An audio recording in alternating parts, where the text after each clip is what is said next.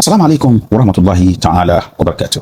Àlàáfíà Ọlọ́run, àánú Ọlọ́run, oore àti ẹ̀jẹ̀ tán Ọlọ́run ọba kí ó máa bá èmi àti kó máa bá wa gbé Allahumma àmín. Lójú fọ́nà mi ẹ rí i pé fọ́tò bàbá wa Fadilati Sheikh Habib Abdullah Adam Al-Alori Mudirul Markaz OON hafizahullahu ta'ala wa ra'ahu. Ọlọ́run jọ̀wọ́ bá wa ṣe àlékún àlàáfíà ara fún bàbá wa, àlékún àlàáfíà ara tó pé Ọlọ́run máṣe bá ṣe fún bàbá wa, kó wá fún bàbá wa ní ẹ̀mí kíkún pẹ̀lú àlàáfíà ara, la hawla wala quwwata illa billahi aliyyil azim. Ṣe rí fọ́tò kejì tí mo wà ní ẹ̀gbẹ́ bàbá yẹn, mo mọ̀ pé síbẹ̀ ni fún ẹni tí wọ́n sọ wípé bóyá àwọn nífẹ̀ẹ́ bàbá kó o lè mọ̀ wípé kí ìwọ fúnra rẹ kó o tó lajú láti ń fẹ́ràn bàbá. Fọ́tò tó wò yẹn ó ti lé ní ọdún 15 tí mo ti yà pẹ̀lú bàbá ní Ìjẹ̀bú Òde Central Mosque. Ọmọdé sì rèé, wọ́n ní tí ọmọ kékeré bá wà ní kékeré instruction ni àwọn òbí máa ń fún, tó bá wá dàgbà dé àyè kan wọ́n wá máa pè é jókòó dá sí ọ̀rọ̀.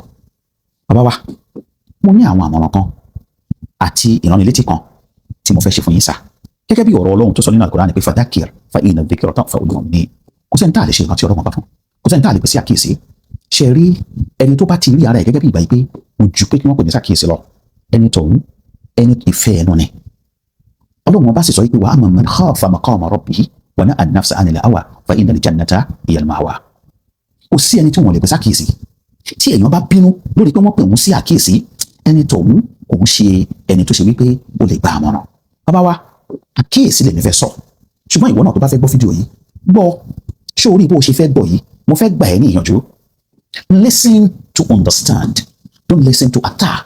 If you listen to attack, o lè benefit anything nínú ẹ̀, nítorí pé ọ̀pọ̀lọpọ̀ yìí tí ẹ bá ń gbọ́ ọ̀rọ̀ mistake ilẹ̀ wọn máa dúró, kó ṣe mistake yẹn attack ẹ̀, kó ṣe mistake yẹn attack ẹ̀. Rárá, listen to understand. Tó bá listen dáadáa, tó bá understand nǹkan tí mo sọ, tó bá fẹ́ make correction wàá make ẹ̀, ṣùgbọ́n tó bá understand dáadáa tí ọ̀rọ̀ yẹn tó bá ní kíma ìwọ fúnra rẹ̀ náà wàá rí pé ọ̀rọ̀ tó dáa ni. So therefore, listen to understand, má listen to insult or to embarrass. Now, bàbá wa sá, àwa ò ní nǹkan kankan tá a fẹ́ bá yín sọ ju wípé ká lo àwọn ọ̀rọ̀ àwọn sálàfù sálẹ̀, àwọn ẹni ìtẹ̀síwájú dáadáa, àwọn ẹni ire àná, báwo ni wọ́n ṣe handle ipò àti àwọn followers wọn, àwọn tó ń tẹ̀lé wọn, báwo ni wọ́n ṣe handle wọn, ipò tí àwọn fúnra wọn wà, báwo ni wọ́n ṣe handle ipò yẹn, nítorí pé àwọn ni ayé ń gbọ́ ọ̀rọ̀ ẹ̀. Èyí tó bá sọ sáyé láyé máa tẹ̀lé, tó bá sọ ọ̀rọ̀. Ṣe rí dókítọ̀ bí dókítọ̀ bó ṣe jẹ́ pé ó lágbára tó bá ṣe àṣìṣe kan, èèyàn kan ṣoṣo òun náà ló máa fi palára lásìkò tó ṣàṣìṣe yẹn.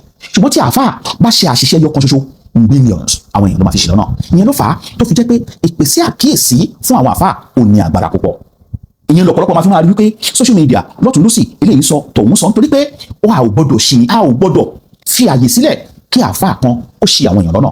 Tó bá ti ṣì wọ́n lọ́nà, àwọn generations ló ṣì lọ́nà yẹn, Ọlọ́run máa ṣì wà lọ́nà. Bàbá wa sà, má bẹ̀rẹ̀ ọ̀rọ̀ mi láti rí Imam Abu Hanifa rahimahullah ta'ala. Imam Abu Hanifa olórí ni. Nígbà ayé wọn, báwo ni wọ́n ṣe handle criticism, báwo ni wọ́n ṣe handle ẹ̀? Ẹ mọ̀ wípé wọ́n jù wọ́n sẹ́wọ̀n, àwọn èèyàn misrepresent wọn, ṣùgbọ́n nígbà tí wọ́n bá wọn sọ̀rọ̀, Imam Abu Hanifa sọ wípé iza sahha al-hadith fahadha fahuwa madhhabi. Tí hadith tó bá ti jẹ́ hadith sahih, madhhabi ni nìyẹn, ojú ọ̀nà mi nìyẹn. Bàbá wa, ẹ dákun nítorí tọ́lọ́hun, ẹ bá wa máa fi kún ọ̀rọ̀. Ẹlẹ́ẹ̀kejì, wọ́n sọ fún àwọn tó ń tẹ̀lé wọn pé la yahullu li ahadin an yakhsa bi qawlina, kò tọ́ fún anybody láti sọ pé òun máa mú ọ̀rọ̀ wa, wọn máa lu ọ̀rọ̀ wa, ma lam ya'lam min ayna akhadnahu, láyìn ìmọ̀ ibi tá a ti mú ọ̀rọ̀ wá. Imam Abu Hanifa ló sọ bẹ́ẹ̀ o fáwọn followers ẹ̀. Ẹ gbọ́rọ̀ lẹ́nu mi, ẹ̀dẹ̀ ń lò ó, ṣé ẹ mọ̀ bí tí mo ti mọ̀ ọ̀rọ̀ yìí wá? Ìyẹn kọ̀kọ́ ṣe ni pé ẹ wádìí ọ̀rọ̀, ẹ wádìí ẹ̀, tó bá ti jẹ́ pé ọ̀rọ̀ tí ò yẹ kẹ́ ẹ lóní, ẹ tètè pè ní sí àkíyèsí ẹ̀. Wọ́n ti Imam Abu Hanifa sọ nìyẹn. Ṣùgbọ́n àwọn followers lé ní sá, tó bá ti gbọ́ nǹkan, wọn ò tiẹ̀ fẹ́ mọ sọ́ọ̀sì ọ̀rọ̀ yẹn, wọn máa spread yẹn ni. Bàbá, ẹ bá wa fi kún ọ̀rọ̀. Tó gbà yín níyànjú o, tó lè bá àwọn pé ìta ń sọ yìí, àwọn kan wọn máa bọ́ sọ́ndà post yìí, wọn á bú wa dáadáa, ṣùgbọ́n dhalika mablaghuhum min al-ilm. Ẹlẹ́ẹ̀kejì, Imam Malik ibn Anas rahimahullahu ta'ala. Imam Malik, báwo ni ó ṣe pẹ̀lú àwọn nígbà tóun náà wà ní ipò? Ṣé àwọn yìí pé wọ́n ti ná Imam Malik ní gbangbari tí wọ́n ná nítorí pé kíni? Nítorí pé ó sọ̀rọ̀ nípa òfin. Pẹ̀lú ẹ̀ náà, kí ni Imam Malik sọ? Pẹ̀lú pé wọ́n nà ń ta gbangba, wọ́n nà ní ìta gbangba. Kí ni nǹkan tí Imam Malik sọ? Ó ní kullu yukhas min qawlihi wa yuraddu illa sahib hadha qabr. Kò sí ẹni tí wọn ò ní, gbogbo èèyàn ni wọ́n máa mú nínú ọ̀rọ̀ ẹ̀ tí wọ́n sì máa dá nínú ọ̀rọ̀ ẹ̀ padà ṣùgbọ́n èèyàn kan ṣoṣo tí wọn ò lè dá ọ̀rọ̀ ẹ̀ padà òun náà ni ẹni tó sọ sínú sàárè yẹn tí í ṣe ànábì wa Muhammad sallallahu alayhi wa sallam. bàbá ẹ jẹ́ kí àwọn ọmọlẹ́yìn yín mọ̀ wípé kì í ṣe gbogbo ohun tẹ́ ẹ bá sọ náà ni gbogbo ẹ̀ ló bá jẹ́ nǹkan tí wọ́n láti mú. tí èèyàn kan bá wá dìde tó bá sọ pé bàbá wa sà ń tẹ́ sọ yìí báyìí mà ló ṣe tún rí ẹ jẹ́ ká tún jọ gbé ìyẹ̀wò gẹ́gẹ́ bí bàbá wa gẹ́gẹ́ bí authority gẹ́gẹ́ bí ẹni tó ṣe pé ipò ńlá ni ẹ wà. president bó ṣe wà yẹn ẹ rí wípé wọ́n pè kan ní lower chamber wọ́n pè kan ní upper chamber president ò gbọdọ̀ ṣe nǹkan kankan kí lower chamber and upper chamber kó kàn déédéé give àṣẹ kan láì jẹ́ pé wọ́n mọ̀ sí wọ́n scrutinize ẹ̀. bàbá ẹ jẹ́ kí ọ̀rọ̀ yẹn kó máa lọ bẹ́ẹ̀. ìmáàmù Malik ló sọ fún àwọn ọmọlẹ́yìn ẹ̀ ó ní al-mira'u fil ilmi yadhhabu bin nur al-ilmi ó ní kẹ́ ẹ máa argue kẹ́ ẹ rí pé eléyìí evidence rèé ìmọ̀ rèé kẹ́ wá máa argue pẹ̀lú ìmọ̀ kẹ́ ẹ rí pé ìmọ̀lẹ́ lẹ́yìn kẹ́ máa argue pẹ̀lú ẹ̀ ó ní yóò jẹ́ kí ìmọ̀lẹ̀ ìmọ̀ kò lò ní ara yín ọ̀pọ̀lọpọ̀ àfáà lẹ́ni ìmọ̀lẹ̀ ìmọ̀ ti lọ lára wọn wọ́n bá wá máa sọ̀rọ̀ èyí tó yẹ kí wọ́n mọ bí wọ́n ṣe ń sọ kí wọ́n sọ gbogbo ẹ̀ èyí tó yẹ kí ìmọ̀lẹ̀ ìmọ̀ kó máa hàn ní ara wọn nǹkan míì làwọn èèyàn rí bàbá wa ẹ dákun nítorí tọlọ́hun ẹ bá wa máa sọ fún gbogbo àwọn ọmọlẹ́yìn yìí wọ̀nyí torí pé ọ̀pọ̀lọpọ̀ ohun tí wọ́n ṣe àmọ́ ní pé kì í ṣe pé ẹ̀yin lẹ́yìn authorize wọn.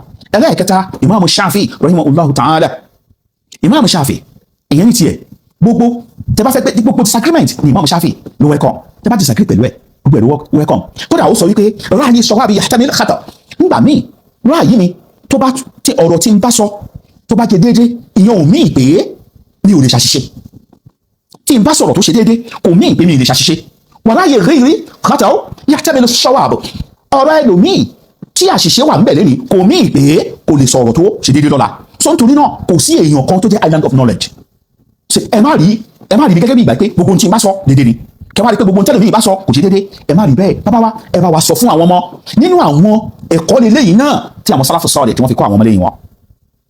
kódà ìmáàmù Shafi rahimahullah ta'ala ó sọ pé idha wajadtum fi kitabi khilafi sunnati rasul sallallahu alayhi wa sallam tẹ́ ẹ bá rí nínú tírà mi ìyẹn tó yàtọ̀ sí sunna anabi wa Muhammad sallallahu alayhi wa sallam faqulu bi sunnati sallallahu alayhi wa sallam sunna anabi ni kẹ́ ẹ máa sọ o wadawu qawli ọ̀rọ̀ mi ẹgbẹ́ jù sílẹ̀ fún mi. nǹkan tí àwọn bàbá wa náà sọ lélẹ̀ àwọn àyínmọ̀ wọ̀nyí àwọn aṣíwájú wa àwọn là ń tẹ̀lé bàbá ṣe rí ọlọ́wọ́n bá jọ kó ṣàánú wa wal aqibatu lil muttaqin ìgbẹ̀yìn lọ́wọ́n bá sọ fún gbogbo ẹni tó bá páyà Ọlọ́run àwa ò ní nǹkan ọmọ làwa jẹ́ fún yín ṣùgbọ́n ọmọ a máa pe bàbá ẹ̀ sákìyèsí ẹlẹ́ẹ̀kẹrin ìmáàmù Ahmad ibn Hanbali rahimahullah ta'ala ìmáàmù Ahmad ibn Hanbali nígbà tí àwọn èèyàn tí wọ́n kó tì í tí wọ́n bẹ̀rẹ̀ sí sọ̀rọ̀ ẹ̀mọ̀ nǹkan tó sọ ó ní baynana wa baynakum yawm al-janaiz ẹ máa wò láàrin àwa àti ọjọ́ janaza ni wọ́n máa dá ẹni tọ́lọ́wọ́n bá mọ́